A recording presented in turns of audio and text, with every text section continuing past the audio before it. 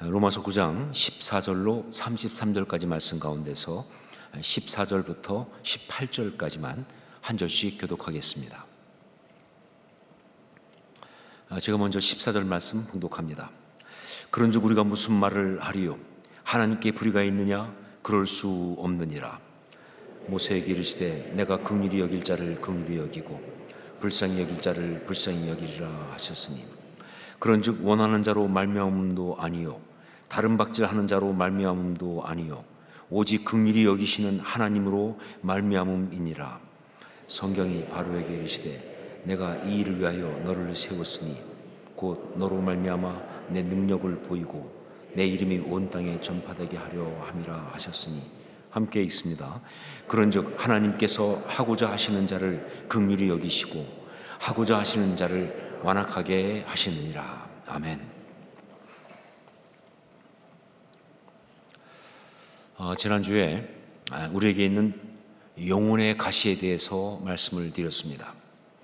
그러면서 이 영혼의 가시가 우리에게 정말 힘들고 심지어 위험하기까지 한 이유는 바로 그 영혼의 가시를 통해서 대적 마귀가 우리를 공격하기 때문에 그렇다라고 말씀드렸습니다. 자, 그러면서 사도 바울에게도 영혼의 가시가 있었는데 그것은 바로 그의 동족 이스라엘이었다. 자, 그 동족 이스라엘, 정말 하나님의 선택받은 백성이라고 하는, 바울 자신도 너무나 귀하고 자랑스럽게 여기는 바로 그 이스라엘. 하지만 바울에게 너무나 많은 상처를 주고 아픔을 준 그런 사람들, 그러다 보니까 그 영혼의 가시를 통하여 들어오는 그 공격은 특히 바울에게는 그의 신앙을 흔드는 그런 영적인 공격이었다라고 말씀드렸습니다. 그런데 사실 그런 공격은요, 바울에게만 있는 것이 아니라 바로 지금 우리에게도 동일하게 일어나는 그런 공격이기 때문에 이게 바로 우리가 주목해 보아야 되는 그런 것이다. 사도 바울의 경우 그 영혼의 가시를 통한 그 영적 공격, 그것은 먼저 어떻게 들어왔느냐? 바로 하나님의 말씀이 실패한 것이 아니냐라고 하는 영적 의심으로 들어왔습니다.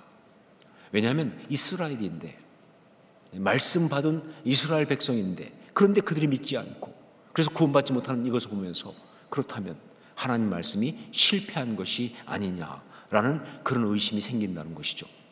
자, 그런데 이것에 대해서 아니라고, 지금 혈통의 이스라엘이 진짜 이스라엘이 아니고 하나님께서 선택하신 그런 진짜 이스라엘은 따로 있다고, 그러면서 구약 역사를 볼 때 이스라엘을 보면 혈통적으로 그냥 바로 이스라엘 되는 것이 아니라 그들 가운데도 하나님이 선택한 사람들이 진짜 이스라엘이 되어지는 것이 아니냐. 그러니까 결국 지금 혈통적으로 이 사람들은 이들이 구원받지 못하고 그리고 이렇게 말씀대로 이렇게 되지 못하는 것은 이게 하나님 말씀이 실패해서 그런 것이 아니라 바로 그들이 처음부터 하나님께 선택받은 사람들이 아니기 때문에, 진짜 이스라엘이 아니기 때문에 그런 것이다 라고 말하면서, 다만 지금도 그러니까 하나님의 말씀은 하나님의 선택하신 사람들 가운데서 여전히 역사하고 있다. 절대로 말씀은 실패하지 않는다. 이렇게 이제 분명하게 대답을 한 거예요. 자, 그런데 이렇게 대답을 하는데 그때 여기에서 대적 마귀의 공격이 멈추지 않습니다. 그럼에도 불구하고 그 공격은 계속된다는 것이죠. 여러분, 영적 전쟁에서 우리가 알아야 될 것은 뭐냐? 우리 대적 마귀는 그렇게 간단하지 않다 하는 거예요. 그렇게 만만하지 않다 하는 것입니다. 대단히 집요하고 대단히 교활합니다. 그러니까 틈만 보이면 비집고 공격을 할 뿐만 아니라 공격하면 절대 쉽게 포기하지 않는다. 계속 꼬투리를 잡고 또 공격하고 또 공격하고, 이게 바로 마귀의 공격이에요. 여기에서도 바로 바울 사도가 혈통의 이스라엘이 하나님 말씀을 거부하고 구원받지 못한 것은 그들이 진짜 이스라엘이 아니기 때문에 그런 것이고, 그러니까 하나님 말씀은 실패한 것이 아니다 라고 이야기하니까, 그렇다면 하면서 슬며시 또 밀고 들어온 공격이 있는 거예요. 우리 14절 말씀을 함께 읽겠습니다. 14절 같이 읽습니다. 그런즉 우리가 무슨 말을 하리요? 하나님께 불의가 있느냐? 그럴 수 없느니라. 하나님께 불의가 있느냐? 바로 이겁니다. 다시 말하면 그러면 하나님이 불의하신 것 아니냐라고 하는 공격이에요. 하나님 당신께서 마음대로 택하시기도 하고, 그리고 하나님 당신께서 어떤 사람은 안 택해서, 그래서 결국은 그들이 구원받지 못하는 그런 거라고 한다면 이거 너무 일방적이고 이 불의한 거 아니냐 하는 거예요. 즉 하나님에게 하나님이 불의하신 거 아니냐라는 그런 의심을 또 쓱 집어넣는 거예요. 자, 그런데 여러분, 이 하나님이 불의하신 것이 아니냐 하는 이 영적인 의심, 사실 이것은 굉장히 무서운 겁니다. 왜냐하면 이것은요, 우리 신앙을 흔드는 너무 치명적인 공격이 되기 때문에 그렇습니다. 자, 여기서 말하고 있는 이 불의라고 하는 것, 이것은 원어로 하면은 아디키아란 말인데, 그런데 이 아디키아란 말은요, 바로 디카요시네, 정의, 공정이란 말의 반대말이에요. 아디키아는 디카요시네, 즉 정의, 공정이란 말의 반대 개념이에요. 그런데 특별히 그 중에서 이 아디키아, 오늘 말씀의 아디키아는요, 바로 정의, 그거보다는 공정, 이거의 반대말로 나옵니다. 그러니까 뭐예요? 불공정하다 하는 것이죠. 아디키아는 불공정하다, 불공평하다라는 그런 뜻을 강조하고 있습니다. 여러분, 우리는 때로 하나님께 대해서 불공정하다라고 생각할 수 있다는 거예요. 이렇게 말하면, 아니 우리가 어떻게 하나님에 대해서 불공정하다고 생각을 합니까?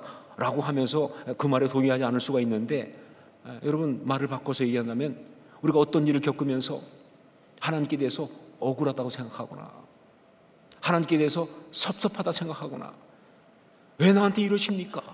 하면서 따지고 싶은 마음이 들거나, 하나님 실수하신 겁니다, 하나님 이거 잘못하신 겁니다 라고 그렇게 말하고 싶은 그런 마음이 든다고 한다면, 그게 바로 뭐예요? 하나님에 대해서 불공정하다라고 말하는 바로 그런 것이다. 그런데 정말 우리가 많이 그렇지 않습니까? 우리가 살면서 어떤 원치 않는 어려움을 겪을 때마다, 아니 어려움까지도 아니에요, 그냥 내 마음대로 잘 안 될 때, 내가 원하는 대로 잘 안 될 때, 그때 정말 우리 속에서 그 지체 없이 올라오는 생각이 뭡니까? 하나님 이거 왜 이러십니까?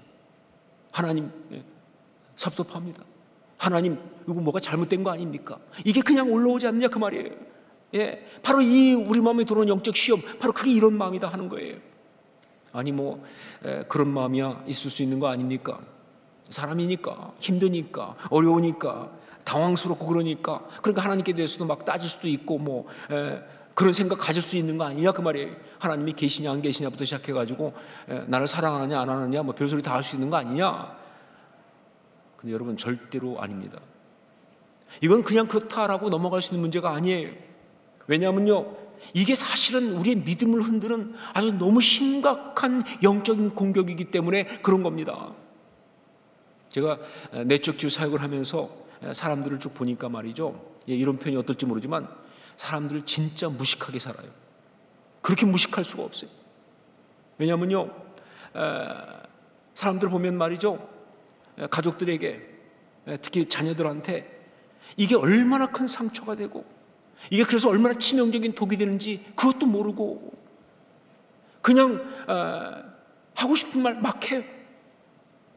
감정 올라오면, 화나면 그냥 막 얘기한다고요. 그런데 여러분, 그런 말 한마디를 붙들고 어떤 아이들은요 평생을 고민한다니까요. 어떤 사람은 정말 이 평생 고통 속에 살 수가 있는 거예요. 근데 그런 말들을 갖다가 그냥 기분 나쁘면, 자기 감정 나쁘면 막 얘기하는 거예요. 그렇게 무식할 수가 없어요. 자, 그런데 이런 무식한 것은요 신앙생활에 훨씬 더 심각합니다.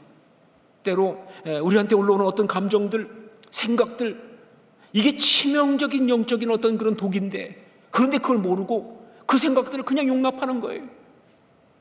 그 생각들을 그냥 받아주는 거예요. 용납하고 받아줄 정도가 아니라 때때로는 뭐예요? 우리가 입으로 확인까지 해줘요. 그렇다라고 말이죠. 그래서 자기도 모르게 자기한테 영적인 치명타를 스스로에게 입히는 그런 짓들을 한다는 것이죠. 하나님께 대하여 억울하다고, 섭섭하다고, 하나님 이거 잘못하신 거라고, 이해할 수 없다고, 그러니까 하나님 불의하시다고 그렇게 생각하는 그것이 바로 이런 것들이에요. 이건 정말 우리한테 너무나 치명적인 해악이 된데도 우리는 그냥 막 저지른다 그 말이에요. 이게 왜 그렇게 해악이 되느냐라고 한다면, 이 하나님께 대해서 억울하다고, 섭섭하다고, 왜 이러시는지 이해할 수 없다고, 하나님이 잘못하신 것이라고 이렇게 생각하는 것은요, 사실 무슨 얘기냐? 하나님의 권위를 부정하는 것이거든요. 예, 하나님의 이미지를 깨는 거예요. 하나님을 신뢰할 수 없는 분으로 그렇게 만들어 버리는 거예요.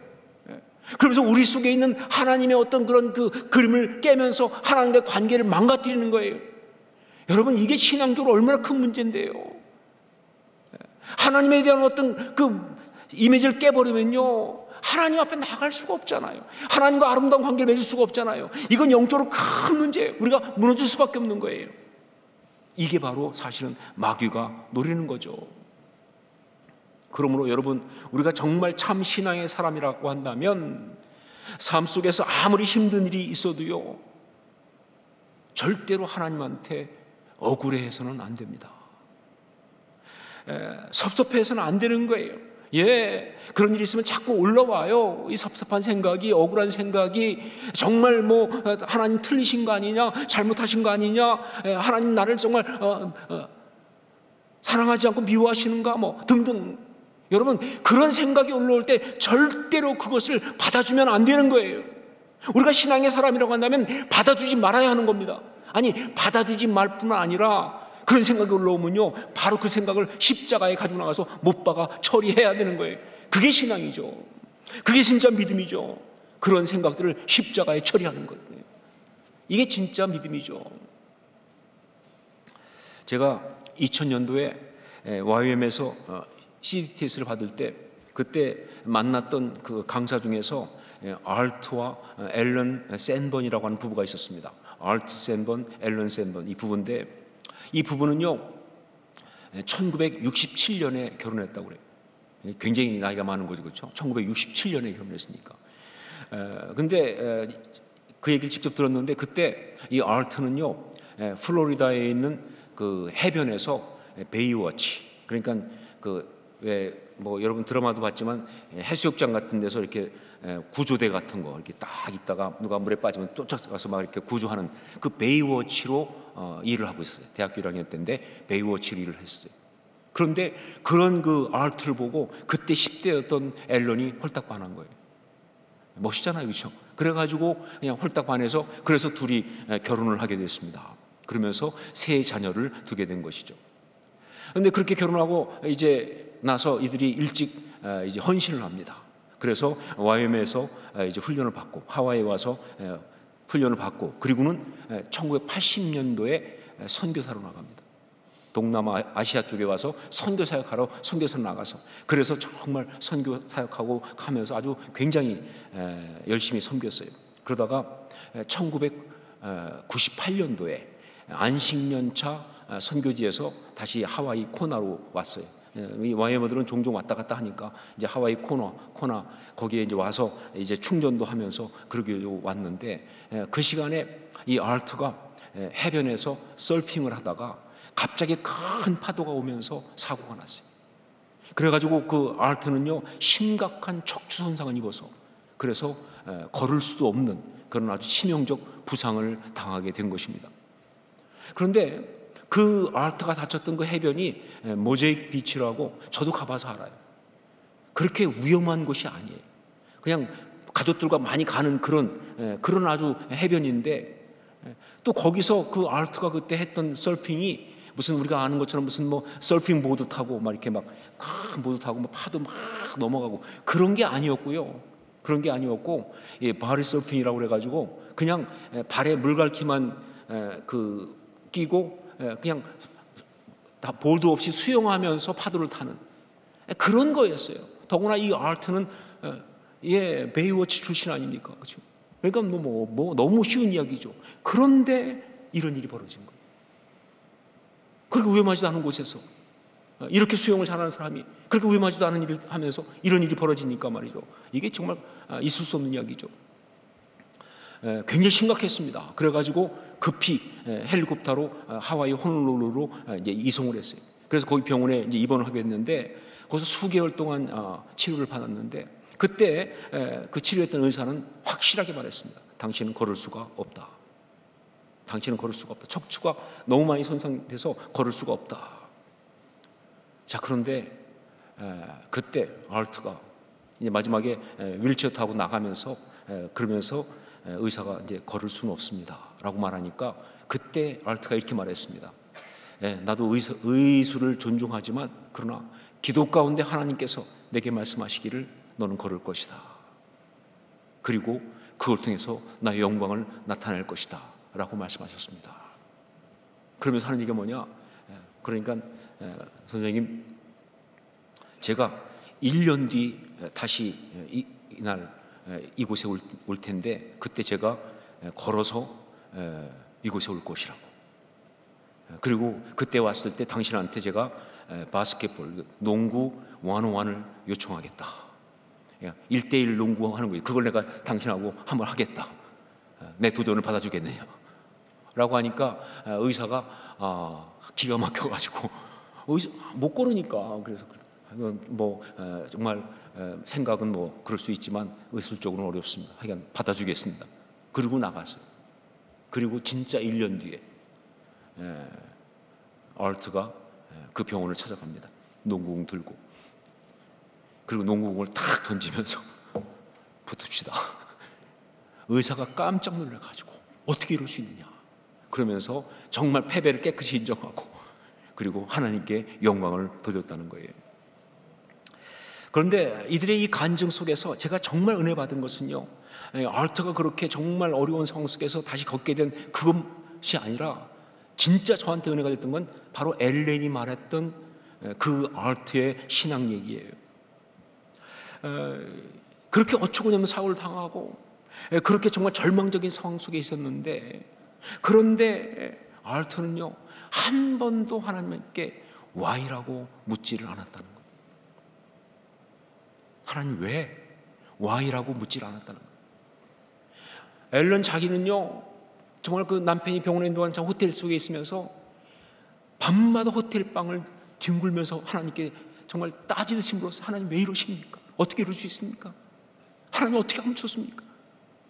그랬는데 정작 당사자인 알트는요 한 번도 하나님한테 why라고 묻지 않았다는 거예요.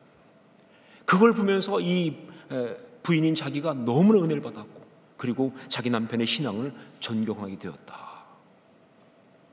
여러분, 이게 진짜 신앙입니다. 이게 진짜 참 믿음의 모습이에요. 알트 샌번의 경우 왜 억울하지 않았겠습니까? 왜 하나님께 섭섭한 마음이 들어오지 않았겠어요? 선교사를 그렇게 헌신해서 그렇게 열심히 섬겼고 안식년에 재충전을 위해서 잠깐 코나에 돌아와서 그냥 쉬는 중인데 어떻게 이런 말도 안 되는 사고가 일어날 수 있는지, 하나님 왜 그렇습니까? 도대체 왜 하나님 이렇게 하십니까 나한테? Why? 왜 안 물어보고 싶겠어요? 그렇죠? 하나님한테 왜 따지고 싶지 않았겠습니까? 자, 그런데 그가 그런 상황 속에서도 한마디도 하나님께 why라고 묻지 않는 것은요 그런 생각이 안 들어서가 아니죠. 수도 없이 올라왔을 거예요. 그런 생각이요. 그런 마음이 계속 들었을 겁니다. 하나님이 불의하시다, 이거 뭐가 잘못됐다, 이해할 수 없다, 그런 생각이 쭉 수도 없이 올라왔을 텐데, 그런데 그런 생각이 올라올 때마다 그것을 아예 용납을 안 했던 거예요. 그것이 올라오도록 그렇게 용납을 안 한 겁니다. 오히려 그런 것이 올라올 때마다 십자가에 못 박아 처리한 거예요. 그래서 그는 한 번도 하나님께 why라고 묻지 않았던 거예요. 여러분, 이게 믿음이죠. 이게 믿음으로 승리하는 것이죠. 신앙인은 그게 신앙인입니다. 우리는 그렇게 믿어야 하는 사람들이에요. 자, 그러면 어떻게 그런 생각, 감정들이 올라올 때 그걸 이길 수 있을까? 하나님께서 정말 불의하시다, 하나님 정말 불공평하다, 불공정하다 하는 이 원망의 마음, 이 억울한 마음, 이 생각들을 어떻게 하면 이길 수가 있을까요? 바울 사도는 오늘 말씀에서 그 영적인 유혹을 이길 수 있는 방법으로 두 가지를 얘기하고 있습니다. 자, 그런데 정확히 말하면 이 두 가지는요 주된 것 한 가지와 그리고 거기에 뒤따라오는 것 또 한 가지, 이렇게 되어 있습니다. 첫 번째가 뭐냐? 그것은 바로 하나님의 주권, 그것을 무조건 인정하는 것입니다. 하나님의 주권, 그것을 무조건 인정하는 것. 우리 20절로 21절 말씀을 함께 읽겠습니다. 20절로 21절 같이 읽습니다. 이 사람아, 내가 누구이기에 감히 하나님께 반문하느냐? 지음을 받은 물건이 지은 자에게 어찌 나를 이같이 만들었느냐 말하겠느냐? 토기장이가 진흙 한 덩이로 하나는 귀 있을 그릇을, 하나는 천 있을 그릇을 만들 권한이 없느냐? 이 토기장이 이야기, 이것은요 구약의 대표적인 두 선지자인 이사야와 예레미야에 의해서 사용된 비유입니다. 이것은요 하나님의 주권을 강조할 때 쓰는 아주 탁월한 비유예요. 이게 진짜 기가 막힌 비유인가 하면 뭐냐, 토기장이가 진흙을 가지고 만드는 이 말 자체도 기가 막힌 어떤 그런 비유가 되지만, 동시에 이건 뭐냐, 바로 뭐예요?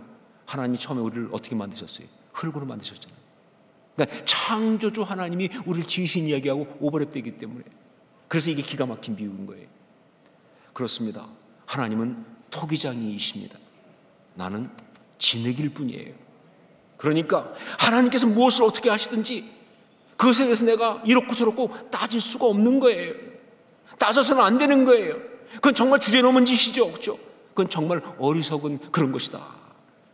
하나님의 주권을 인정하는 것, 이것이 바로 하나님을 향해서 정말 불평하고 원망하고 억울해하고 섭섭하는 그런 마음이 올라오는 이 마귀의 영적 공격을 이길 수 있는 정말 중요한 방법이고, 어떻게 보면 유일한 방법이다 하는 것이죠. 그래요, 하나님은 주인이십니다.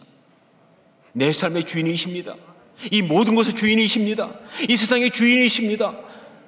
그러니까 하나님이 이 모든 것에서 분명히 뜻이 계시겠지요.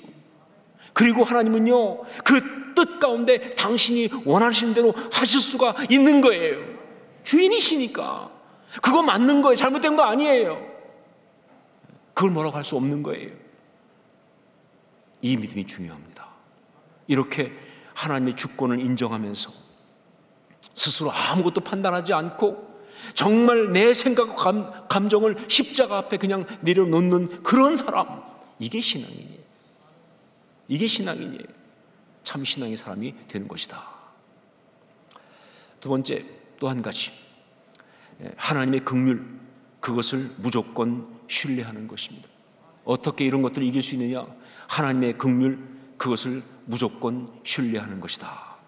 우리 15절 16절 말씀을 함께 읽겠습니다. 15절 16절 같이 읽습니다. 모세에게 이르시되 내가 긍휼히 여길 자를 긍휼히 여기고 불쌍히 여길 자를 불쌍히 여기리라 하셨으니, 그런즉 원하는 자로 말미암음도 아니요 다른 박질하는 자로 말미암음도 아니요 오직 긍휼히 여기시는 하나님으로 말미암음이니라. 하나님의 주권, 그걸 인정하게 되면 그게 참 중요한데, 그런데 사실 하나님의 주권 그걸 인정하면서 그러면서 이럴 수가 있어요. 하나님 당신 마음대로, 당신이 원하는 대로, 당신 뜻대로 행하실 수 있습니다 라고 그렇게 고백하고 나면요, 때때로 우리한테는요 상처가 될 때가 있어요. 그게 우리한테 굉장한 어떤 그런 불안으로 올 수가 있어요. 그러니까 하나님이 어떻게 하실지 내가 모르겠다고 말이에요. 이게 굉장히 힘들 수가 있어요. 실제로 신앙인들 중에서 영적 시험에 드는 경우에 참 많은 경우가 이렇게 일방적인 하나님 때문에 시험에 듭니다. 하나님 당신 마음대로 막 해버리면 나는 뭐야 도대체. 일방적인 하나님, 당신 멋대로 하신다. 어떤 사람은 이걸 갖다 이렇게까지 말했습니다. 전능자의 횡포다. 이런 불안이 영적인 두려움과 시험의 가장 큰 것 중에 하나예요. 이게 바로 또한 뭐예요? 불의함의 내용이죠. 불의함, 불공정하다 하는 내용이죠. 자, 그렇기 때문에 여러분, 하나님의 주권을 인정하면서 동시에 우리가 해야 되는 또 하나의 신앙 고백이 있다고 한다면 그건 바로 하나님의 긍휼, 그것입니다. 하나님의 긍휼. 우리 하나님은 우리를 사랑하시고 우리 하나님은 우리를 불쌍히 여기시는 하나님이시라는 이 고백, 이 신뢰, 이게 정말 중요한 거예요. 여러분, 성경이 일관되게 말하고 있는 것이 무엇입니까? 창세기부터 계시록까지 계속 말하고 있는 게 뭐예요? 하나님이 우리를 사랑하신다는 것, 그거 아닙니까? 여러분, 복음의 선포에서 가장 먼저 나오는 게 뭐예요? 복음의 내용의 첫 출발이 뭡니까? 하나님이 세상을 이처럼 사랑하사. 하나님 우리를 사랑하신다는 것, 그거 아닙니까? 맞아요. 하나님은 토기장이시고 우린 진흙입니다. 그러니까 토기장이신 하나님이 원하는 대로 그릇을 만드실 수가 있어요. 그러니까 왜 나를 이렇게 만들었느냐 따질 필요가 없어요. 그분이 원하신 대로 만들 수가 있어요. 그리고 또한 그분은요, 자기가 원하는 대로 그릇을 부술 수가 있어요. 자기가 만든 그릇이니까. 여러분, 도자기 만드는 뭐 이런 그 장면들 보면 나오지만, 토기장이가 이 장인이 도자기 만들다가 뭐예요? 딱 만들어 놓고 어떤 때는 딱 보다가 뭐예요? 망치로 그냥 막 깨잖아요. 그렇죠? 마음에 안 들면. 그거 보고 누가, 너 당신 왜 이렇게 파괴적이냐? 이렇게 누가 말하겠어요? 그렇죠? 아니, 본인이 만들었는데 마음에 안 들면 깨는 거죠. 그렇죠? 그럴 수 있어요. 그것을 갖다가 오늘 말씀에서 뭐라고 했느냐? 진노의 그릇, 이렇게 말했습니다. 진노의 그릇. 어떤 것들은 만들어졌지만 진노의 그릇으로 만들어진 것이 있다고 말이죠. 하지만 또 어떤 것들은요, 좀 부족해 보여도 문제가 있을 수도 있는데, 그런데 끝까지 살려가지고 아름다운 그릇으로 만들어낼 수가 있어요. 유약을 바르고 해가지고 말이죠. 이것을 오늘 말씀에서 뭐라고 했느냐? 긍휼의 그릇 그랬어요. 긍휼의 그릇. 자, 진노의 그릇과 긍휼의 그릇, 이 둘 중에 우리는 어디입니까? 우리는 어디입니까? 예, 우리는 바로 우리 하나님께 긍휼의 그릇이라는 것, 이게 중요한 거예요.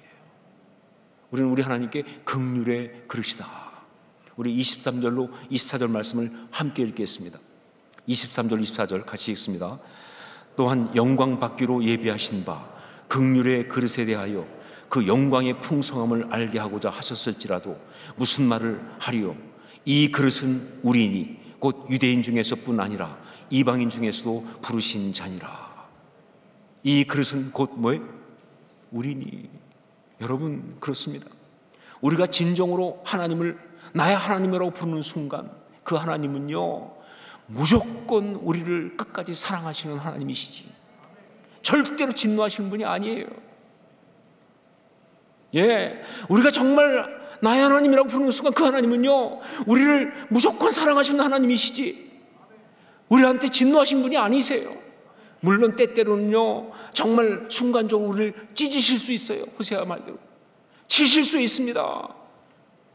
때때로 정말 우리한테 정말 너무하시다 싶을 만큼 그렇게 정말 우리를 버려두실 수도 있어요. 잊으신 것처럼 그렇게 방치할 수도 있어요.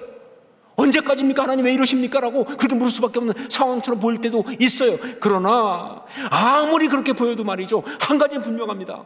우리 하나님은 그 순간에도 여전히 우리를 사랑하신다는 거예요. 그리고 그 사랑을 지금도 진행하고 계시다는 것. 그 사랑을 지금도 진행하고 계시다는 것. 진노하는 것처럼 보이셔도 사랑을 진행하고 계시다는 것. 여러분, 이 믿음이 중요합니다. 이걸 이렇게 신뢰해야, 이 하나님의 긍휼을 신뢰해야, 그래야 우리가 승리할 수 있어요. 하나님의 긍휼에 대한 신뢰, 이게 바로 마귀의 유혹을 이기게 합니다.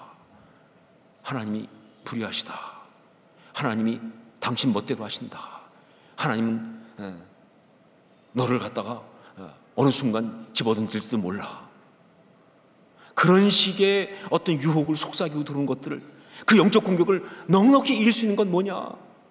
바로 하나님의 긍휼에 대한 신뢰, 바로 이거예요. 이 믿음이 중요한 거예요. 여러분, 신앙인으로 살아가면서 때로 삶의 어려움이나 혹은 주변에 있는 어떤 그런 그 시험 들게 하는 것 때문에 하나님에 대해서 섭섭하거나 원망스럽거나 혹은 억울한 마음이 혹은 불안한 마음이 그렇게 들어올 수가 있어요. 근데 여러분, 우리가 정말 신앙이라고 한다면요, 그때 놓치지 말고 이렇게 말해야 합니다. 우리 하나님께는 불의함이 있을 수 없다. 우리 하나님께는 불의가 있을 수 없다. 믿음으로 선포하면서 오히려 그 가운데 믿음으로 이기는, 믿음의 포인트를 따는 그런 우리 모두가 될 수 있기를 주의 이름으로 축원합니다. 어떠한 경우에도 끝까지 하나님의 주권을 인정하고, 예, 하나님이 주인이세요.